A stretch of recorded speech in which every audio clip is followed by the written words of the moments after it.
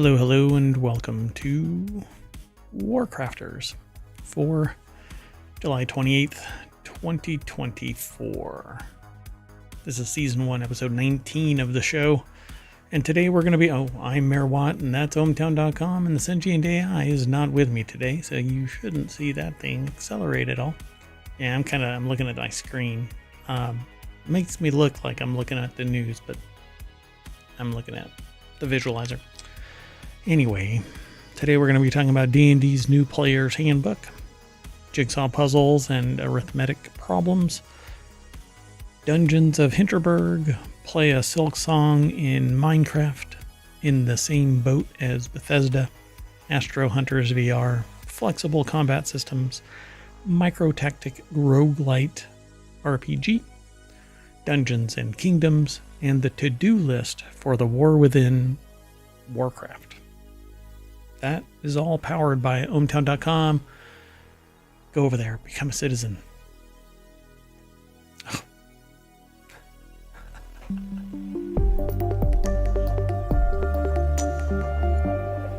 What a derp. All right, folks. So you hit the wrong button one time. Let's get into it right away. I'm doing a time machine episode, but into the future, because I won't be available to do the shows tomorrow. So I'm doing all 7 of the shows between Friday and today. If you want to get today's show notes for WarCrafters, you hit !WC over in Twitch. Otherwise, you can get them from the show notes later tonight. That said, if you want the podcast form of this, then you hit !pod. And if you want the commands for all of the show notes, you hit !show notes, and that'll give you the commands, the syntax for each individual show. And we've got 7 shows. One is still pending, Mix War, but there's copyright issues all the time, so I'm trying to formalize all of that. That said, there's been a bunch of changes that have gone on. A whole lot of new stuff has dropped. I just found out about another one, Castle Crashers got a DLC update. But we'll talk about all of this stuff as we go through the show. The very first article is about a tabletop game, though. D&D's new 2024 Player's Handbook will have 10 species to choose from, including Goliaths, and Drow will be closer to Baldur's Gate 3 version. Wizards of the Coast has said the upcoming Dungeons & Dragons rules revisions will be compatible with 5th edition rather than a replacement or remake of it. And is calling the revised core rulebook the 2024 edition. If you're a veteran of the edition wars, they seem more like 4th edition's Essentials line than 3rd edition's complete replacement by 3.5, and thus Pathfinder. So I've actually Pathfinder is right there on the floor over here, and I don't really play D&D all that much, but I like reading their material so that it stirs creative juices. So the latest edition on D&D Beyond covers the 10 species players will also be able to choose from in the 2024 Player's Handbook. While mostly familiar, there are a few options that weren't in the 2014 rulebook. This comes by way of PCGamer.com and Jody McGregor. The deck statement says, "Goodbye sunlight sensitivity, you won't be missed." Yeah, I played a Drow. So when I was much younger, I don't play RPGs anymore, at least not tabletop versions of them. But I'm aware of stuff because I'm still a fan and I like to create games. So I won't go through all of the minutia of this, but I wanted more to just kind of draw attention to the fact that it says, as previously announced, the 2024 rules won't tie ability scores to species. Instead, they'll be modified based on your chosen background, a function of nurture rather than nature. This makes backgrounds more important to character creation as the part of your character's history where they honed their skills and abilities. The way ability score adjustments work for 2024 backgrounds is that each background has 3 ability scores tied to it. You can choose to add +2 to one of those ability scores and +1 to another, or add +1 to all 3. For example, the farmer background gives you strength, constitution, wisdom to choose from. The wayfarer background gives you dexterity, wisdom, and charisma. So it says, finally, good old humans work more like the popular human variant rule, or the variant human rule, getting a free feat and skill proficiency. Quote, by emphasizing human resourcefulness and versatility in their traits, the blog explains. The 2024 core rules portray humans as they're seen in stories like Lord of the Rings or The Witcher, or even in sci-fi tales like Star Trek, never content to stay in one place, always eager to learn, grow, and explore. Yeah, I mean, a lot of stuff used to be bound in the species, but if you can get more flexibility, then you can be whatever you want to be, and it's really up to the players at the tabletop to make the story applicable. You can't be a certain species and be this. For instance, in the story, it wouldn't make any sense, but you would have to hash all that out and have conversations with your game master. Anyway, changes are always afoot. I don't really like the tone of it being the 2024 edition, because that implies that next year there's going to be a 2025 edition. Maybe that's the new dynamic, ever-changing target, so you always have to rework your characters. It is what it is. Moving on, the next article is over in WarCrafters. Here's a game that combines jigsaw puzzles with arithmetic problems to great success. The upcoming indie puzzler takes on the complexity of circuits by reducing them to familiar puzzle pieces in simple math. In Electrological, it's set to release this year, and with a demo out now, you'll place pieces on the board to form a chain that adds, subtracts, divides, multiplies to reach out a set output. But the pieces you have are fixed in shape and rotation. The boards are weird sizes, and you might not need every part that you have to succeed. So this article is also over at pcgamer.com by Jonathan Bolding. I saw this in Steam, and I decided that it would be fun to just add this to the article list. Plus the music is good, and there's a cute cat mascot, so that powers the internet. Electrological is an award winner, even though it's not out yet. It was a winner of the Gaia Studio Indie Game Contest hosted by Bandai Namco last year. They say here, electricity, hardware, and technology can be very complicated topics, but when broken down into their simplest form, anyone can understand the basics. Electrological gamifies the basics of electrical engineering, says Yutaka Kinjo, the solo developer behind Electrological, in a press release. I love it when people are really informed and skilled at being able to explain complex subjects. So always fun to talk with people like that. There isn't much more to the article, but you can find Electrological on Steam, and there's a demo, so go and add it to your favorites. All right, let's keep moving. Next article is over in WarCrafters. Despite its magic and monsters, Dungeons of Hinterberg's developers wanted to show a real place that could explore all layers of over-tourism. So it says, since Dungeons of Hinterberg is a game about a vacation, it's fittingly also a game about tourism. People flock to this imaginary Austrian village, not to ski or to sightsee, but to explore dungeons, fight monsters, use magic, which appeared seemingly randomly in Hinterberg a few years before the beginning of the game.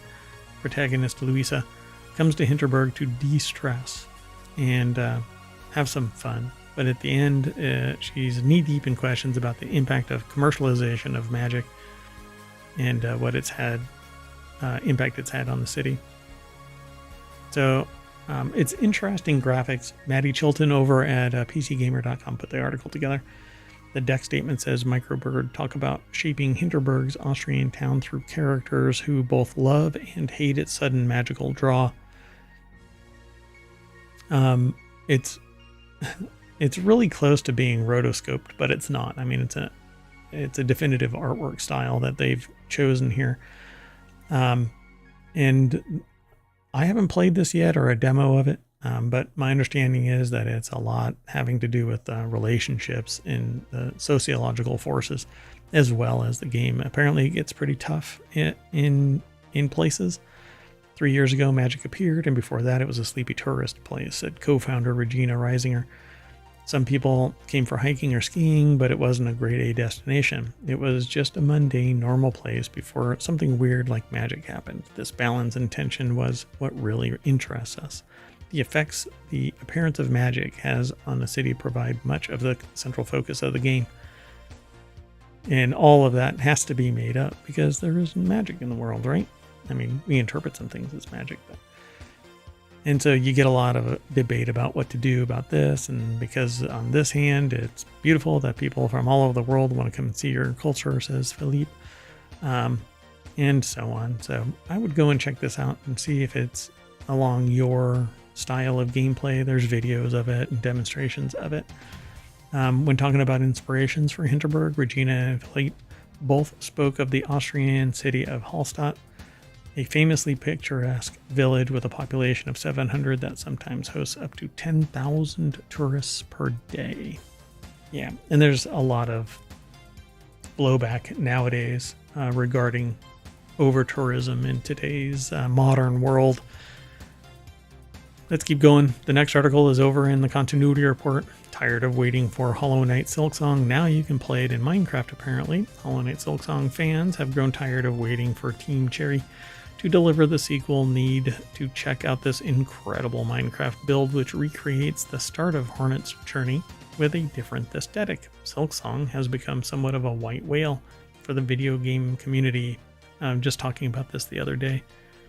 It's almost meme level. People are like, no, Silksong is not going to be made. You got a better chance of, I don't know, anything else. So let's go over to Screen Rant. Brad Lang put the article together. There's no deck statement, but the summary says, still waiting for Silksong? Check out this amazing Minecraft build of the 2019 E3 demo, a creative way to ease the wait. Klauser's recreation of Silksong in Minecraft is shockingly impressive, with detailed gameplay and faithful boss adaptations, and Silksong's lengthy development is understandable with over 100 checkpoints and 165 new enemies. The sequel is on a much larger scale. And there's a video here. Basically, the 2019 E3 demo for Silksong has been converted into wow, a Minecraft demo. I'll play a little bit of it, but I'll mute it. So this is the demo, and then it gets converted into Minecraft.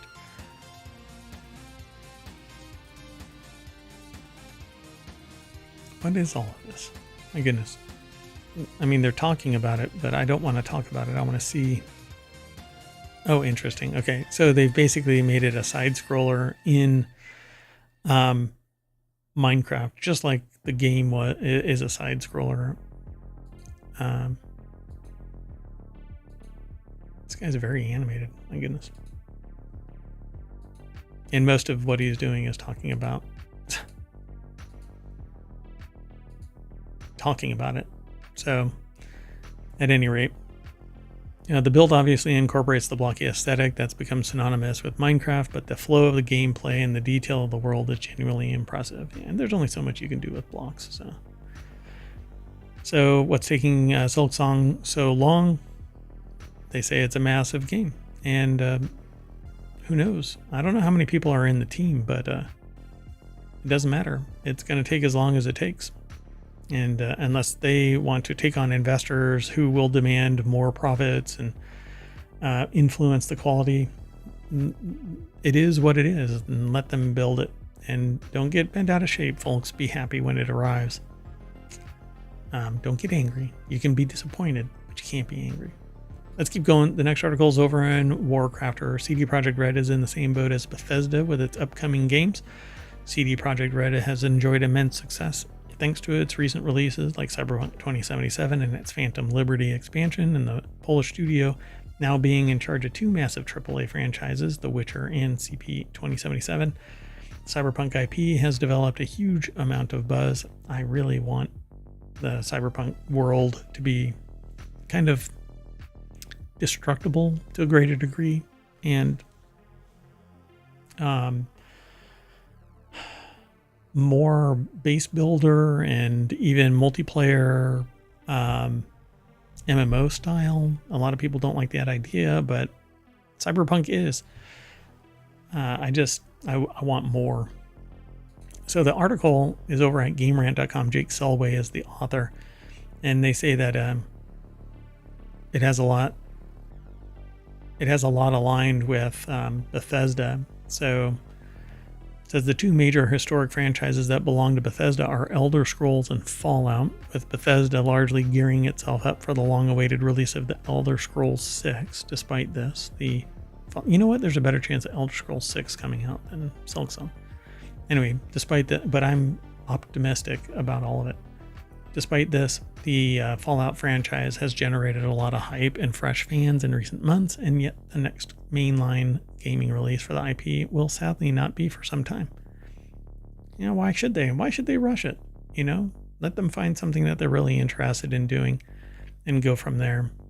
The Witcher 4 being expected to release in the coming years. Of course, this fantasy title is massively anticipated in its own right, but that means that another Cyberpunk title is not likely to surface until around 2028 at the earliest. Yeah, I agree. They just dropped. Well, they didn't just drop, but they essentially just dropped Phantom Liberty. Now regarded as a defining RPG experience within an IP that has endless possibilities going forward. Yeah, indeed. But it's going to have to be unique writing, new writing. And that's what's really important. I think people are willing to look past any shortcomings if the writing is really good, depending on the scale of the writing and the shortcomings. You know, they made up for the original deployment of 2077, much like No Man's Sky is made up for its initial launch. Let's keep going though. The next article is over in Reality Hacker. Astro Hunters VR is a PvPvE extraction shooter coming to Steam. And it says next month, so with a multi-platform launch to follow. I hope this is amazing. I haven't even looked at it yet, so I like to be willfully ignorant until the show. Developed by Winkley Studio, best known for Survival Nation and Elven Assassin, Astro Hunters VR is an online multiplayer game with cross-platform support. Working as a mercenary called the Hunters, your goal involves scavenging across different planets to gather resources and craft new items, killing enemies along the way with a whole host of weapons. The article is over at Upload VR. Henry Stockdale is the author. I don't know if they're going to have any video, but let's see. It's a multi-platform PvP VR named Astro Hunters. Let's see. Let me mute this. Come on. Get to the video. Oh, resolution looks high. Interesting. So you land on a planet. You have to lift up a handle to get out of your... It's like Planet Crafters, basically. You do some mining, you do some scooping up of stuff. It is in VR. You can actually see the stutter of the, like your arms. It's just not as smooth as, you know, like a computer game where you're actually moving a cursor and it smoothly reaches up to get something. There's always that little jagged whatever in VR. I dig this. It's more realistic in the mechanics of viewing the world around you. Instead of being over the shoulder, which we don't do in real life, you are that person. And so you don't have anything other than your peripheral vision. So you have to keep your head on a swivel and look left and right and look around. There's mobs that you have to wipe out and other threats that are out there. Astro Hunters PvPvR element of it takes a risk versus reward approach, letting you join forces with other nearby players to ensure survival or try killing them to secure a better share of loot. Resources are managed at crafting stations on your mothership, while weapons can be upgraded with elemental modifications like fire, acid, plasma, and electricity. It's supposed to become a VR free demo of Astro Hunters is supposed to be on the shop now. Steam between July 26th and 28th, starting at 1 p.m. So let's check. We'll do this live. Do. 1 second. What is going on? Saying it has to verify my login information. Let's try that again. Okay, weird. So Astro Hunters. Well, looks like the VR demo is there. And we'll add that to the library and we'll try it out here as soon as possible. It'll have to be like next week. But anyway, let's keep moving. Next article's over in WarCrafters. Open world games are some of the most popular games out there. So open world games with the most flexible combat systems. The article's over at GameRant.com. Lindsay Black put the article together. And we're going to go through it. Flexible? Yeah, Elder Scrolls 5 Skyrim, because why wouldn't this game be here? You can basically be whatever you want, and you level up as you go, whatever it is you're using. It's pretty cool. It's pretty fun. From magic to swords to bows, players have to pick a multitude, or have their pick of a multitude of unique ways to try to out combat, and or to try out combat in Skyrim. Play it safe with a basic sneaky archer, charge into battle head on with axes and swords, or just blast an enemy face to face with magic. You can't feel anything anymore. Dun dun dun. Yeah, it's pretty cool. Skyrim is just endless. And then you can go Elder Scrolls Online. It goes even beyond that. It's pretty fun. We Happy Few. I've never played it. It's from 2018, a lovely day for it, it says here. We Happy Few gives players tons of options to defend themselves with, from baseball bats to cattle prods and literal bombs. There are no shortage of options.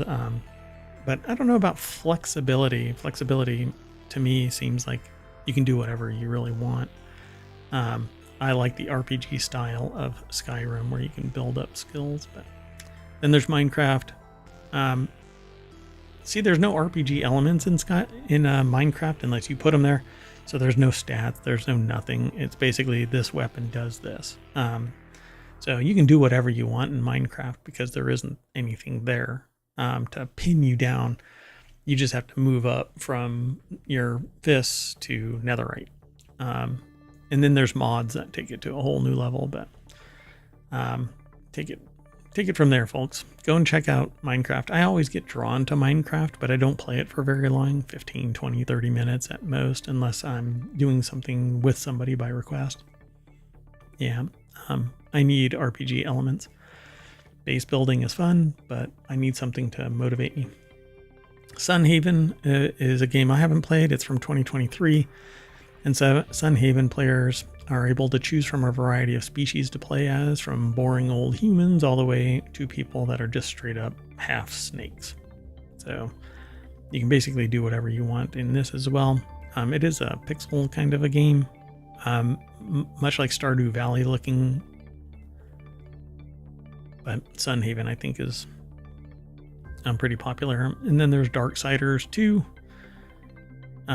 Elden Ring, again, that's one of those that has a massive following. Everybody loves it. It says it's a challenging Souls-like game that presents the player with no shortage of combat encounters. Yeah, a whole bunch of class options, each with their own weapon abilities. You can tweak weapons as well. Play as a noble samurai and wield a sleek katana, or smash enemies with it says comically large and heavy weapons like chaos-inducing vagabond. You can actually wear a big old pot on your head and become a pot person. Yeah. And then Conquer Online. That's one that I've never played. It's from 2004. Apparently, it says it still boasts a large player base and equally impressive selection when it comes to players' classes and weapons, archers, warriors, Trojans, and any combination variant thereof are available for players to test out. So you basically decide what you want to do. Same thing, Fallout 76. May not have a class system like other games, but that doesn't mean anything in terms of available playstyles. In fact, not limiting players to one class or the other allows them to pick whatever they want. So yeah, that's exactly what you are. Then Baldur's Gate 3, yeah, it has a lot of flexibility. You can do basically anything that you want to do in D&D. And then the Pokemon franchise, it too doesn't really lock you down. Your Pokemon are the battlers, and you can boost them with certain abilities, stats, etc. Gives them the freedom to mold their team as you see fit. So in terms of being open world, nearly every game feels that way after unlocking the entire map, and this allows players to freely fly from city to city. Open world, though, and open combat system, two different animals, I'd say. But definitely open world with a flexible system, because you have so many Pokemon that you can flex your combat abilities. Let's keep going. The next article is over in WarCrafters. The developers of this new micro-tactics roguelike RPG say it's small in scale, grand in depth. So a new tactical RPG has you put together a small adventurer team and take on time-limited battles against a variety of monsters in fast runs to reclaim ancient mines beneath a fantasy world. So this article over at PCGamer.com by Jonathan Bolding says in a deck statement, reclaim your dwarf mines from goblins and demons in forgotten mines. So I'm going to play the trailer a little bit, but mute it. And you have a card that shows what your characters are, but you're moving around in what looks like an 8x8 grid. I kind of dig this. This is pretty cool, but it's a tactical RPG, which I'm not really fond of. I like real-time games where I get to view it either immediately over the shoulder or first person. But this seems like it's pretty fun. Forgotten Mines out today by solo developer Cannibal Goose. Strings together micro-sized tactical arena battles into runs at glory as you build up resources and treasures to recruit ever better adventurers and get deeper into the earth. This is pretty cool. The demo, or the video that I'm watching, shows what your party is made of and their equipment, what their stats are, and loot that they can get, and shows that you are basically fighting. It's a dungeon crawl in 8x8 grid. It's pretty cool. I dig this. And then you try and go deeper and deeper into the mines to reclaim your fame and fortune. Forgotten Mines design appears to be all about choices, time limits, and efficiency. You only have a set number of turns to clear out the enemies. As few as 8, as many as 15. Taking down the baddies is inevitable, but making sure you have the combos and setup to take them down fast enough is the key. Seems like fun. Oh my goodness. All right. The next article is over in WarCrafters. Dungeons and Kingdoms is an upcoming game that's about exactly what it sounds like. Dungeon crawling and kingdom management. 1 second. Sorry, folks. I am multitasking. So the upcoming Dungeons and Kingdoms, which releases in early access on Steam soon, falls in the genre mashup category for the author, like Mountain Blade and Crypt of the Necro Dancer. It takes two great tastes and sees if they taste great together. This time around, oh boy. Hold on 1 second. I won't be able to do it while I'm streaming. So the first outing from the Canadian solo dev Lincoln McCulloch, aka Uncle Grouch Gaming, Dungeons and Kingdoms will have you take a ragtag group of refugees from an unlivable homeland and build them a nice place. The article is written by Russell Patterson over at PCGamer.com. You can go and check it all out, but it says can't have kingdoms without dungeons, right? So merge them together, Dungeons and Kingdoms. There is a trailer. It has neat graphics. Kind of everybody's well, the horse looks like facets. It's kind of interesting. I wonder if all of the graphics are like that. Oh, that's really neat. Chopping down wood is interesting. Building stuff up is interesting too. I like the base building style of this. Yeah, for sure. I really like this. Some of the alignment of it is kind of janky, but you go in knowing that and you'll be fine. But it says Dungeons and Kingdoms goes beyond city building and lets you transform the terrain around you. You can smooth out areas to facilitate farming, create a moat around your castle, even lift up a hill to stick an archer tower on. It sounds like you'll need the moats and towers because the game features a day and night cycle with raiders and animals that threaten your faithful followers. You'll go out and hunt, protect your village, upgrade your infrastructure. There's even a fox you can pet, apparently, which was the highlight for the author. So seems like it would be fun. There's more to read over at this article, so definitely follow the link through ohmTown and go check it out. I'm going to try and get this last article in real quick. World of Warcraft reveals a to-do list to help you prepare for the war within. I pre-ordered this and will be able to do the early access, but honestly, I don't know if I'll even be able to play the early access, as frustrating as that might be for somebody. It's really frustrating for me. I was a beta tester for World of Warcraft way back, and then gave it up when I went to, school. But I'm not your traditional student. Yeah, I'll just put it that way. So World of Warcraft just shared a helpful guide on the Dragonflight rewards that will become available or unavailable or more difficult to obtain once the War Within releases. With less than a month before the next expansion, this helpful to-do list will help World of Warcraft players figure out what to focus on over the next several weeks. And there's just no way. Like, I'm not going to be able to go through any of this, but might as well let you all know that there's a list out there. The article is written by Eric Law at GameRant.com.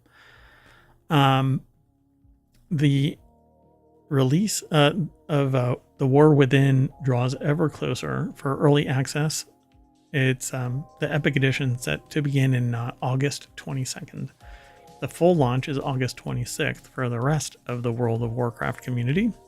So the War Within pre-patch also goes live within hours of the press time of this, and you should be able to boot up the loader and update it. It'll want to update. It'll want to download an update, and then you have to reboot it, and then it'll download the patch. Seemingly seems like a small patch. Maybe the second time.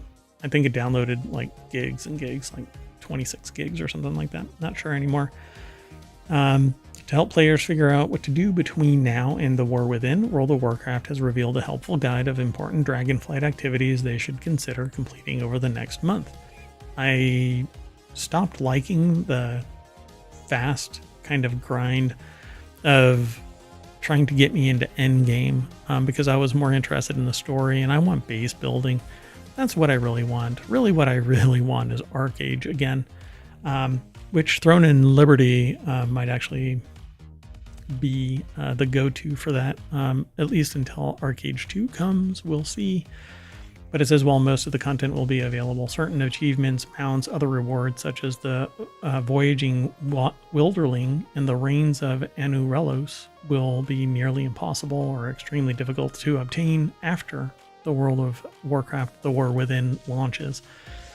And they have a list of things to do in Dragonflight. They say Dragonflight Season 4, which I stopped so far back, even though I've purchased every expansion. I haven't been able to play it because I just couldn't justify $15 a month to play it for an hour in a month. So you'll want to do certain things, certain raids. All of it is usually like raid driven. Yeah, I really wish that there was better base building in this kind of a world, but it doesn't seem to be in the cards. And having just tried out Path of Exile, I don't even like. I don't know if it's just me, but I loaded up Path of Exile, this latest iteration of it, and I don't know. I thought the graphics were different. The graphics that are out now, it just looks like it's all fuzzy to me. It's weird.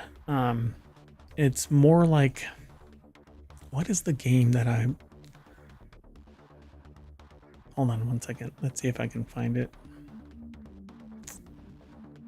I think I uninstalled it. Sorry, folks. We're doing this live, and I've got a little bit of time, so. Valheim. It's like Valheim graphics. I don't remember it having Valheim graphics. That's how far back I played Path of Exile, but I'm just a filthy casual, folks. But I love talking about games, not just one game though. So there's a lot of stuff for you to do in Minecraft, and I hope that the War Within ends up going old school and has a whole just a ton of quests to do, and that I don't have to do. Not everything hinges on beating bosses. I'm a solo, and I don't have time to grind through memorizing the combat patterns inside some dungeon or whatever, and that just seems what everything has devolved into. So yeah, I only have like an hour to play. I'll never finish World of Warcraft or catch up to where I used to be a decade ago. And like I said, I played for 8 to 10 years, something like that, after being a beta tester for the original World of Warcraft. So I love that style. Anyway, that's it for today's WarCrafters. I am Mayor Watt, and we'll see you in a little bit. I'm going to take a break. I need to do some mayoral activities, and then we'll spin up another show. That show will be the Continuity Report. And then after that is Technology Today, and after that is 4-Wheel Tech, and then we're done for the day. So see you in a little bit. Bye-bye.